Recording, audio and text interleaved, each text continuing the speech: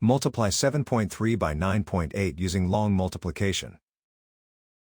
For now, ignore the decimal points. Start with the rightmost digit of the bottom factor, 8.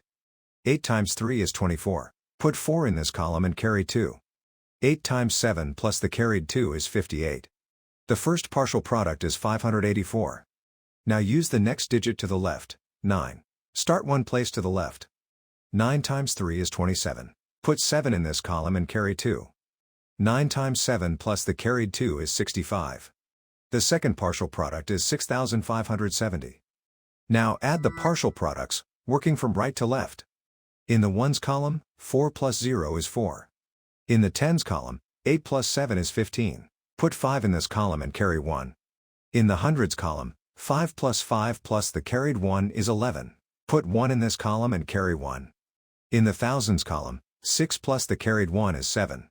The product of the whole numbers is 7,154. Count the highlighted digits after each decimal point. The factors have 2 decimal places altogether, so the product needs 2 decimal places. Place the decimal point 2 places from the right. 7,154 becomes 71.54. So 7.3 times 9.8 is 71.54.